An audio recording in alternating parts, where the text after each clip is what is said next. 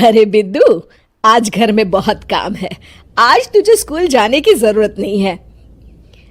लेकिन दादी, आज तो स्कूल में मेरा टेस्ट है। अरे एक दिन स्कूल नहीं जाएगी तो ऐसी कौन सी तेरी कलेक्टर की पढ़ाई छूट जाएगी। वैसे भी मैं देख रही हूँ आजकल तो बड़ी ढीठ हो गई है।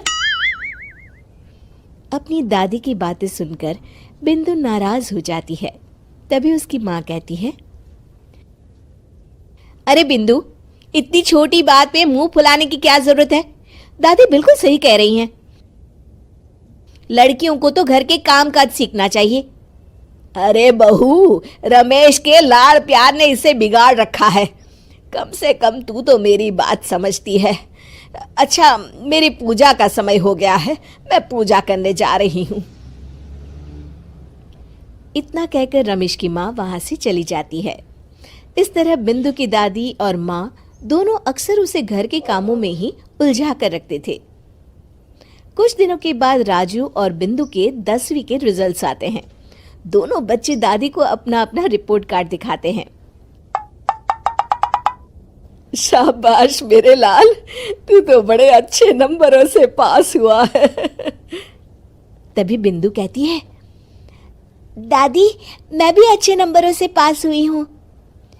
रमेश की माँ बिंदु को अनदेखा करते हुए कहती है, हाँ हाँ ठीक है, अभी यहाँ खड़ी क्या कर रही है, सुन लिया मैंने। जाकर मेरे लिए चाय बना कर लिया। बिंदु उदास होकर चाय बनाने किचन में चली जाती है। तभी राजू कहता है, दादी मैं क्रिकेट के कोचिंग सेंटर में एडमिशन लेना चाहता हूँ। अरे वाह राजू बेटा, ये तो तूने बड़ी अच्छी बात कही। तू कल ही अपना एडमिशन करा ले, जितनी भी फीस होगी मैं दे दूंगी। अरे एक दिन मेरा पोता विराट कोहली बनेगा।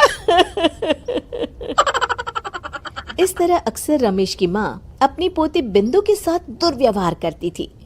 कुछ दिनों के बाद रमेश की माँ और उसकी पत्नी दोनों सास बहू मिलकर राजू का एडमिशन अच्छे स्कूल में करवा देते हैं, लेकिन बिंदु का एडमिशन नहीं करवाते।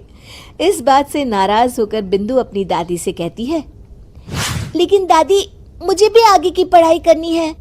अरे क्या करेगी आगे की पढ़ाई लिखाई करके, हैं?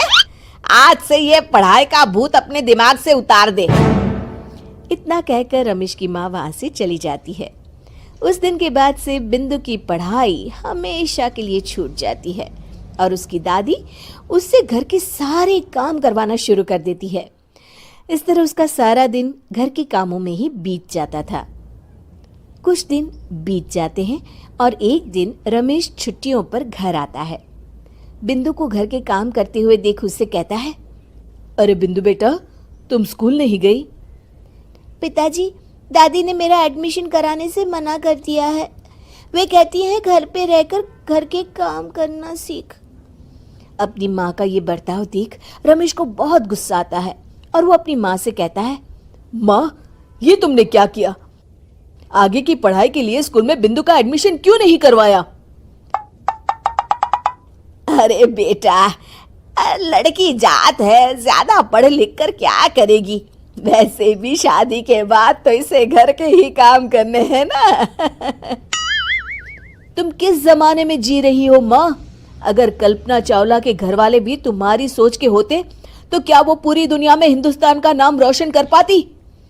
इसका स्कूल छुड़वाकर तुम इसका भविष्य बर्बाद कर रही हो, लेकिन मेरे रहते ऐसा नहीं होगा। बिंदु बेटा, कल ही तुम्हारा एक अच्छे स्कूल में एडमिशन करा दूंगा। तुम जितना चाहे उतना पढ़ो। मेरे होते हुए तुम्हें किसी बात की चिंता करने की जरूरत नहीं है।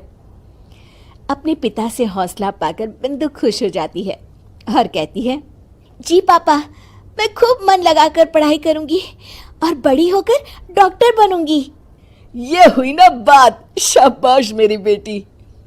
शिक्षा, लड़का हो या लड़की, हमें दोनों को आगे बढ़ने का मौका देना चाहिए।